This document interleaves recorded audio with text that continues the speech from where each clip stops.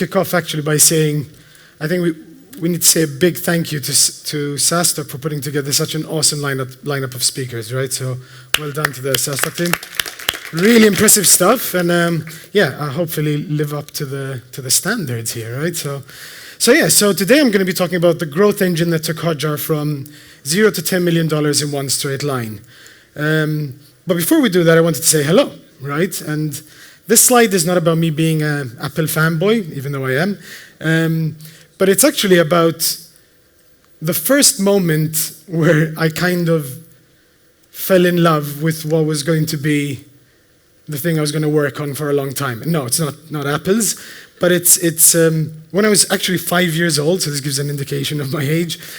My dad bought this device. We were living in Australia, and he used it for publishing, and I remember falling in love with the interface, and falling in love with this idea of there's a device, and I'm on the other end, and I'm communicating, and I just fell in love with this notion that there is something in between, and I think that has affected a lot my career to date. So I ended up actually consulting and working a lot with big businesses on how to develop and grow the business on the back of their experiences. And it eventually led me to the biggest idea I could have done, which is actually transform and improve, and we use the word democratize, the tools that I was using to do this job, right? So that was the big problem I had, and Hotjar was me kind of working on that. So the interesting thing is that the topic of today, Alex asked me a few months ago, like, what should we talk about? And I was hesitant to say 0 to 10 million because we were nearly there. So it's like, hopefully nothing happens, because otherwise that would be a very interesting session. And I also said in one straight line, but it's not exactly a straight line, but it's kind of, right? So it's more than the straight line idea, it's more the predictability of it. So an upgrade is that actually we hit 10 million euros in ARR yesterday. So we did some celebration. Yeah. We timed it on purpose for SaaStock, obviously. So took a lot of planning, but we pulled it off. And in a relatively straight line, right? So I guess you're going to be disappointed if you're expecting that I'm going to be talking a lot about like maybe growth hacks or raising or whatnot, because we actually did this bootstrapped. And even though my background is in conversion and growth and all this stuff, I actually didn't get to use a lot of the things I know much so far. But yeah, let's jump into it. Before we do this, quick show of hands so I can get a better feel for the room. How many of you are here pre 1 million in ARR and in pre-traction, like in the beta stage? Okay, good presence. How many of you are after 1 million but before 10 million? Okay, good. So I have a lot to share with you guys. And any of you post 10 million? Okay, a few. Good, because you're not going to get anything out of this. No, I'm joking. But yeah, it's a good time to look back, right? So yesterday, 10 million ARR, yay. And it's interesting to break it down. So for us, it was 9 months of that pre-traction beta phase. So it took us 9 months to build that up. It was 6 months in the initial traction. So it took us only 6 months to hit 1 million in ARR. And then it took us 24 months to complete the rest of the way, the other 9 million. And yeah, obviously we have no clue, but now obviously as of today, we're talking about 100 million, right? So that's the next milestone. But I thought it would be interesting to share with you one thing about this engine that we're talking about, which is what were the main factors that got us there. And the interesting thing, as I did a retrospective for this session, like looking back and seeing what actually happened, is that most of the things, so these are green dotted lines because they drove those green bars, right? So actually, the launching and positioning and the building of the core of Hotjar that we did in those 9 months actually drove most of the growth that got us to 10 million ARR where we are today, right? Which is interesting. And so what did we do in the meantime, right? We weren't just looking and just logging into ChartMogul every day, right? So instead, what we were working on during the time is actually scaling up paid, which we're going to look at later on, which is one of our main channels that we used, and scaling for data, because when you're ingesting data from 50, 100, 200,000 sites, that's kind of a big problem. So we've been very busy with that. But more importantly, what we've also been busy on a lot during our process of getting to 10 million is preparing for what's coming next, right? So I like to use with the team a lot this idea of you're sowing seeds, right? So today, when you see the 10 million ARR result, it's obviously not something that we worked on over the last few weeks or months. It's something that you set the trajectory for it a much longer time before. So during this time, we've actually been working on the fundamentals, operations, and ops is not from a technical point of view, so it's the company operations, structure, alignment, how do we share strategic objectives, how are we building up the team, accountability, how do we hire, build out the recruitment process. So we have been very, very ruthlessly focused internally. And that's why many of you probably haven't even heard about Hotjar. I'm not sure. How many of you, show of hands, have actually heard about Hotjar before? Oh, shit. Yeah, you have heard of it. So maybe we've been focused more outside. That's good. That's good. But yeah, so we've been preparing a lot for what's coming next. That's basically the main thing. And then as of kind of a few months ago, we've started working on the new architecture. So we're rethinking the way Hotjar is built. So the cogs and the pieces, which is again going to make it possible for us to do the stuff that we're going to do much later, right? So going from 20, 30, 40, 50 and whatnot. And on the back of that, also rethinking pricing, which if many of you know Hotjar, it's not exactly something we nailed in the beginning. We're doing it right though, so any changes we've always been doing, we're grandfathering, it's part of our culture. You see more about that later on. But again, it's preparing for that next phase. So the main thing you're going to take away from me today, and as we look at this engine that I'm going to break down, is that initially there was a lot of work that set the foundations for us getting there. I'm calling it the wave, and we're going to look at that later on. So what are the 5 critical components of this growth engine, right? In the title I said the growth engine. So the first one is acceleration. It's this wave we talked about, right? So we're going to talk a little bit about how this wave made it possible for us to just hit that 10 million in that predictable straight line. Low friction. So from the very beginning, our background, the Hotjar team, we actually did B2C very successfully. So we've always been very kind of frustrated by enterprise friction, basically. So it's something that influenced a lot the way we built Hotjar. Efficiency. We're going to talk about the efficiency of the channel we used and how we made sure to stay efficient. The experience, which was a big driver in people talking about Hotjar and spreading the word. And finally, traction. Right? So it has nothing to do with a Mini, don't worry, so we're not going to be talking about vehicles, but yeah, I thought it was a cute way to kind of break it down, right? So let's go. So the wave, right? So we like to use this concept of a wave because you remember we looked at that 9-month period in the beta, the initial traction. That was the period for us where we said we're bootstrapped, right? So we used our funds to basically build Hotjar and take our time to do it. And it gave us this acceleration, right? So there was a lot of people using Hotjar, speaking about it, and it built, there's a nice, I should avoid going there. It built this nice movement, right? It built this nice acceleration for us, which then later had quite a big impact. And part of that acceleration, how many of you actually heard of Hotjar when we were still at the beta stage? Okay, so some of you, so this would be new to most of you. So Hotjar actually came around where we came the idea, and rather than waiting, as I did previously in my failed startups, building up something for maybe 1 or 2 years, and then we're like, oh, yeah, there's no market for this. So instead, what we did was we actually said, we have an idea, we think it's fantastic, but what if we shared it with everyone as quickly as possible? And so if they would be interested in getting it, right? So we had this very simple notion, put in your email address, and you're going to be one of the very first people to use Hotjar. But then on the back of that, we created some great positioning, right, of why you should actually use Hotjar. And so the positioning piece definitely helped us a lot with acceleration because it allowed people to very quickly understand what Hotjar was.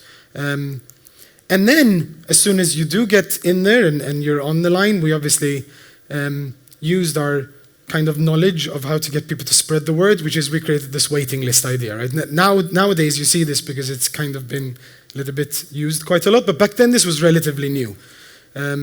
So this was huge for us. So we ended up getting around 60,000 emails, of which 18,000 participated in the beta, so it had a huge impact. And what started to happen during this time was we had so many publications people write, not just about Hotjar, the tool and the positioning that we talked about, the value, but also about the way we actually did the waiting list and everything. So I would get replies to my emails. Ooh, we're getting a little bit more romantic. I used to get replies to my emails from the team saying, hey, Craig, check this out, we have to do this. So I was getting a lot of people by mistake replying to me instead of CCing the team. And it was interesting that just the way we even launched, the acceleration in itself was actually accelerating us. So I guess, even though it wasn't a traditional launch, but the way we kind of launched actually had a big impact. So we noticed that at that stage, this kind of spreading, the way it spread and the way it happened, definitely had a big impact for us. And you can see this also in tracking it, right? So if you look at Google Trends, it's interesting to see that period of time of when we look at that comparison of other tools to us that we did in our positioning, to see how we broke out of nowhere and within a period of just a few months, we took off very quickly. So the impact of that, I said, was that we had 18,000 users testing Hotjar, right? And so the impact from an acceleration point of view is not just visibility and people actually using Hotjar and talking about it, was also the ability for us to accelerate the testing process and making sure this product was battle tested really quickly. So all this data and the changes we made, the bugs that we collected, this had a really huge impact on us going forward. And we took the opportunity of not just doing the quantitative thing, right, but actually doing what we believe in. So every conversation we had with every user during this phase was recorded. We'd put down what they said. We'd act on their feedback. We'd get back to them if we made a change. So the acceleration was even more compounded by the fact that we took the opportunity to be persons, right? To actually speak to people, to take a note. These small details can make a big difference, and compounded these what we call wow moments, right? Someone saying, wow, I gave Hotjar an idea, and they actually then acted on it, and then they sent me an email saying thank you that they did it, asking me for feedback on that, right? So it's these small details that can make a big difference. So to summarize, we created demand quickly and early. We positioned ourselves in the market. Positioning is key. Highly recommend reading 22 Mutable Laws of Marketing, fantastic book.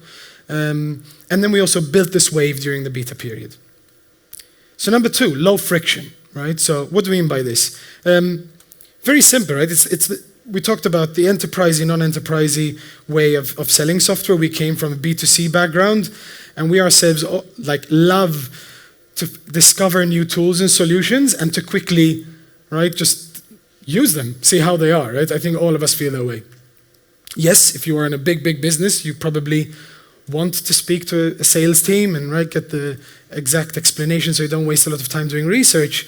But what we found was that the strategy based on what we know how to do best, so based on our background and our expertise, was actually to use the B2C model in the B2B environment, right? So we said, what if instead of selling to the executives, what if we sold to the teams, right? So what if we just created a low friction solution that any team can get their hands on it and then let them sell it to the organization? And that worked really, really well for us.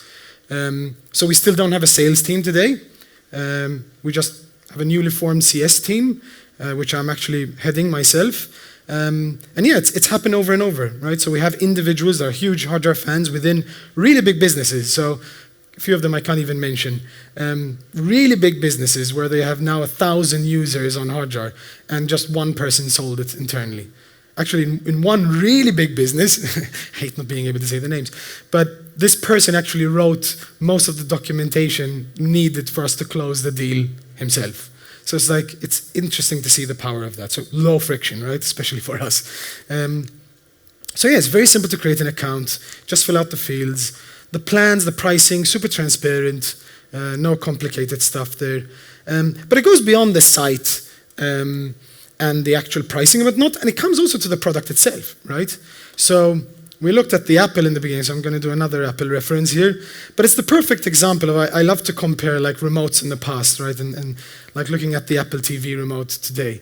This is an example of low friction, right? Even though the last version is maybe a little bit more friction. But But yeah, it's we kind of wanted to do this in Hotjar. Like I say this quite often, which is maybe an extreme, but my dream in my head, I would love to see Hotjar to become like what is Netflix to our industry, right? What if I could just go in there and just hit play, and Netflix or Hotjar is telling me what to watch next, right? And so it's that simplicity which we're trying to strive for, and that translated itself into the product, right? This is what I was using before we created Hotjar, which this is just a tiny example, right? And how we then executed on that with simplicity.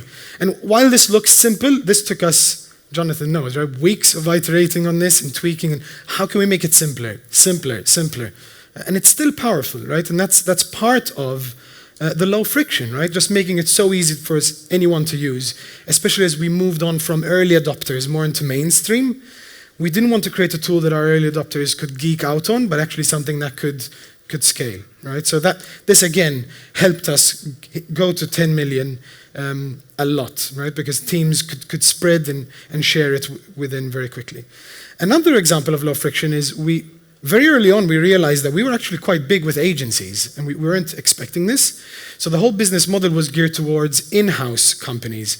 But what we found was that there were many marketing agencies where they worked with multiple clients who wanted to use Hotjar because actually the fact that you eliminate 6 tools and replace it with 1, if you're doing that with 10 clients as opposed to just yourself, is obviously compounded, right? So they went bananas basically when they saw Hotjar. They were like, oh, we love it. And when we saw this and we're like, oh no, we didn't prepare for this. So again, we ate our own dog food. We did a survey with these agencies to understand what they wanted to look for. And we spent a lot of time thinking about how we allow them to bring people, how we allow them to bring clients on board. We made it extremely simple. So an agency can quickly choose whether the client pays or they pay, and it's done literally with 2 clicks. So it's, again, another example of very low friction that an agency can just bring in a client super quickly. Don't need to speak to anyone, don't need to discuss pricing. It's all very simple and easy to do. And the low friction aspect also comes in other things, right? Such as the fact that we publish our product roadmap. So our customers don't need to stay guessing, right? Or they don't need to ask us and we reply. We just put it out there. Many people think we're insane because we're telling all our competitors what we're going to do. But hey, I think that's great. If anything, that means that maybe they'll end up following us, and that's a good position to be in, right? So, and similarly, the way we communicate these changes and the roadmap changes. So yeah, many of you have probably seen Nick's face quite a lot, right? But it's part of, again, communicating openly, transparently. So yeah, to summarize, we eliminated any barriers. We did simple and easy to use interface and transparent communication. So eliminating friction allowed that line to move nice and smoothly, right? So efficiency, this is where it starts to get interesting, a little bit more tactical. So as I mentioned before, we were very aware of what our strengths were and our weaknesses are. Right, so we know the B2C environment really well, but when it comes to doing the typical sales and enterprise stuff, we had no idea how that worked. We had never done content really well before, although we love to consume content, but we had never done it.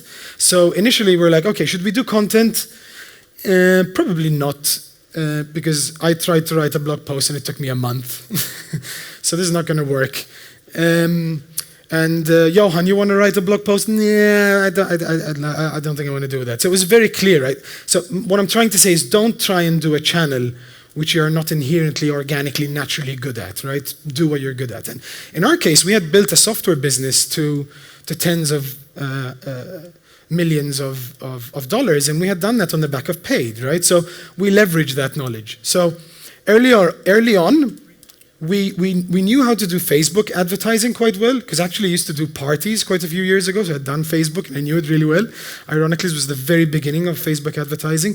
So we leveraged our knowledge of messaging, of how to make ads much more like news-oriented and content-oriented and less kind of spammy. So it is paid, but it's not your typical ads, right? So in our case, we leveraged heavily our positioning and the novelty of Hotjar by talking about new and awesome tool, right? Value, which is going to change, highlighting the change happening. And this was extremely effective for us in this kind of land grab that we were doing. So we managed to spread very quickly. So this is what we focused on, especially in the first initial 9 months.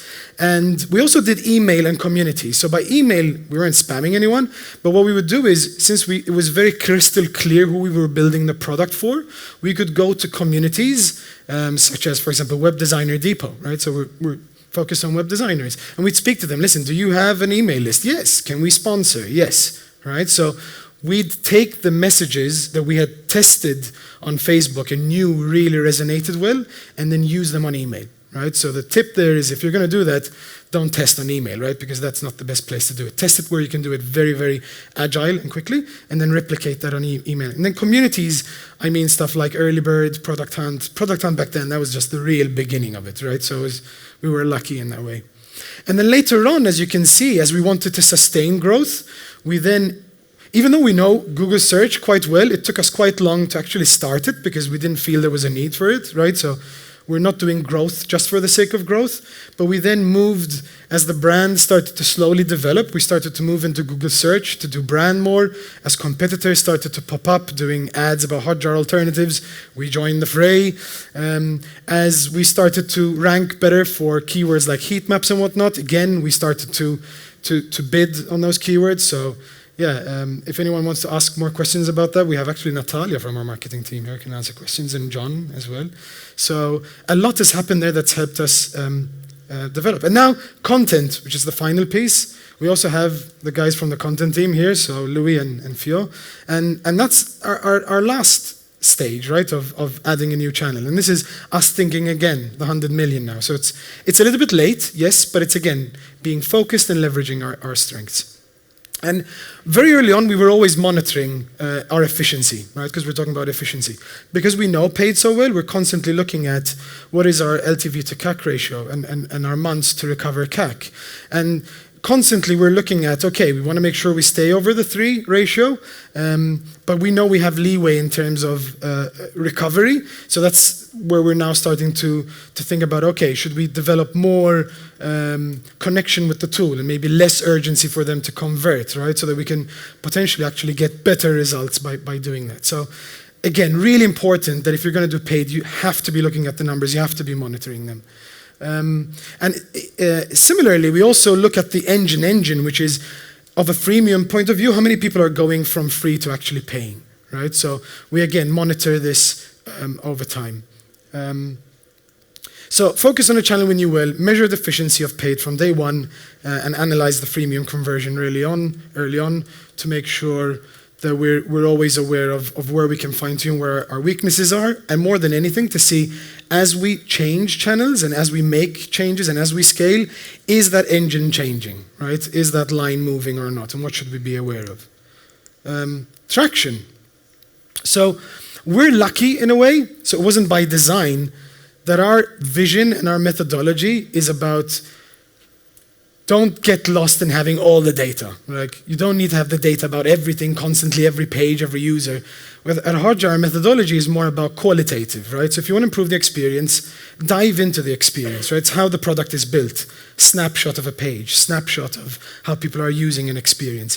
But we're lucky that on the back of that, we have feedback, right? Because we believe that the big, powerful stuff happens when, for example, you do a heat map of a pricing page and then ask, is our pricing clear?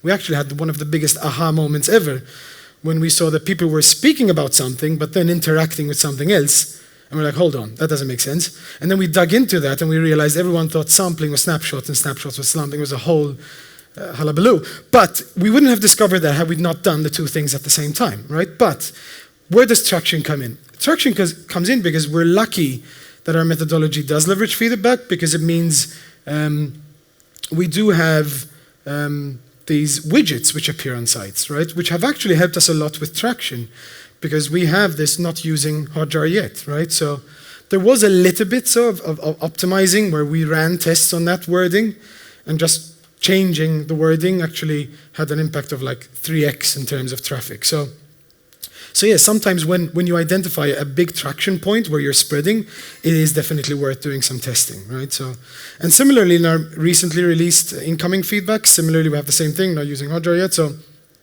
I mentioned this in thinking, I want you to think, like in your business, what are these traction points? Where can you be visible to the public, which makes it easier for the word to spread, right? Find these traction points in your business. And then obviously we didn't stop there, right? We also took it to the next level and thought, okay, how do we replicate what we had in the beta period where we had people spreading the news? And we created our own in-house built referral program where people basically refer friends and then they can win gear, and it's every month we're resetting the number, right? So it's a leaderboard on a monthly level. And again, it's not a game changer, but it's all these inches which add up, right, and get you to that final milestone.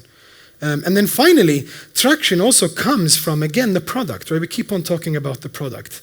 So the fact that we put so much love into the product and made it simple and easy to use translated into the fact that our users love it and actually show it to others. And this didn't come from nowhere, right? So from day one, the product has evolved and changed a lot. And we use our product on our product, right? So we use our product on our product. So we're constantly looking at recordings. We look at our drop-off points. We do surveys. We do polls to understand how can we improve the experience. We also track NPS, right? So NPS is critical. Many people have spoken about it. And again, we use Hotjar to track our own NPS scores. And it's really important because at the end of the day, NPS is an indication not just of loyalty, but also of traction, right? I remember I had a customer, Hotjar, who said, oh, we're just not growing enough. We're not growing enough. Can you help us? I was like, yeah, sure. I'd love to help. Let's take a call. I took a call, explained to them the notion of NPS. They set it up. A week later, they sent me an email and said, David, like we're looking at the results and it says 0. Like, what does that mean? I was like, that means you're not growing because you're not giving your customers a reason to talk about you, right? Like, you're not worth promoting. And that's where you need to dig into what are the people saying as a response of why they don't promote you, and solving those problems is how you're going to start growing organically. And that's what happens, right? So when you invest into this and when you care about improving the product, you get traction in this way, which is people excitedly showing the product at events, sharing it and whatnot. So this is not something that you can growth hack, right? It's not something that you can optimize or engineer. It happens out of the love you put into the product. So we leveraged our referral opportunities, incentivized word of mouth, and yeah, we created a product our users love or are loving more and more because we're definitely not at the final result we're looking for. It's an ongoing process. Finally, experience. So many of us, when we think about experience, we think about UX, we think about pixels, right? We think about user journeys. But experience is more than that, right? For us, we invested very early on into how do we actually speak and communicate with our users. They're going to have questions. They're going to have feedback. They're going to be pissed off, right? How do we handle that? Because for us, that is probably the most important layer of experience on top of the pixels. So in the beginning, the founders were doing this, but when we brought people on board to do it, we were really, really crazy about hiring the right people from both a cultural point of view, but also developed specifically an ethos around how we do it, how we communicate, what to say, what not to say. So we really put the energy into it. And not only that, in our one-page strategic document in the company, we speak about experience and how are we going to improve it and how are we investing into it. And it's also reflected in the way we structure the company. We have one pillar specifically dedicated to customer experience. And in there, we have a team. It's not called support, right? Support makes it sound like a body count place, right? Where you throw people to solve a problem. So for us, they're heroes. They're people who speak to our users. They answer the questions. But more importantly, the layer is they loop back to product. They productize issues into solutions. So we eliminate the need of the conversation in the first place. And then we put our money where our mouth is, right? So we also allocate budgets as a percentage of our revenue towards our groups, towards these departments. So customer experience actually has a percentage of our revenue that they can invest. So again, it's this idea that we have in the way we run the business of rather than managing, we lead, we say, here's where we're going, but we let the teams self-organize and invest in that way. And then more importantly than anything, I think the fact that we treat our team in the same way that we want them to treat our customers is so important. It's just a simple concept, but just starting from trust, right? Everyone who joins the team gets a Hotjar credit card so that they can manage their own budgets. we're remote, so they can manage their own working space budgets, their home office budget. So it's just a question of trust, of empowering them to do the job. And then obviously, again, tracking, right? We're always going back to numbers. So we look at closed conversations and replies. How's our CSAT doing as we scale up, right? Are we in any way starting to diminish the quality of the experience that we're providing? So you always have to be measuring. So we invested in experience, investing in experience to us is an opportunity, not a cost. And this is quite a big change in mindset, right? Many companies see it as a cost, but it is such a huge opportunity. In our NPS surveys, when we get people giving us 9 and 10, time and time again, they're saying, your support is awesome. Your people go out of their way. And especially in a market which is very competitive, having that can be a huge ingredient for growth and success and wow moments. We developed an ethos for interacting with our users. And we treat our team how we want them to treat our customers. I leave you with one final thought, which kind of, for me, has been quite interesting, coming from a conversion rate optimization expert background, growth hacking and all this stuff, which is over these last 2.5 years, this is kind of the big takeaway for me, which is I really want you to think more about the strategic big things that actually move the needle, and it's more around the market, right? And the positioning and all the things that we talked about, as opposed to kind of optimizing, right? And it's this same concept of us being fishermen, and we have automatically this area that is our own, and to grow, the opportunity is much bigger if you think big and think about market versus just optimizing to increase that small circle. One final thing, we've developed an amazing, 20 minutes is impossible to share all this stuff I'd love to share with you, right? So we've developed an awesome guide at the back of an event we organized in Malta, which was really awesome. It's not just us. We've actually brought together a lot of thought leaders, so highly recommend you check that out. And also next Tuesday, we're doing a live session. I hate the word webinar, but we're doing a live session on the back of this, and we're going to do Q&A and everything. So if you know anyone who could benefit from this, we'd appreciate you sharing that. And yeah, thank you from me and the Hotjar team.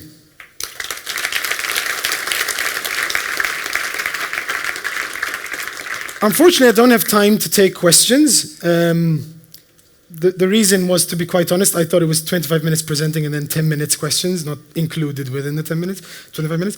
So feel free to hit me on Twitter, David Darmanin. I'll answer all your questions. And it's time to introduce the next speaker, Greg from Growbots.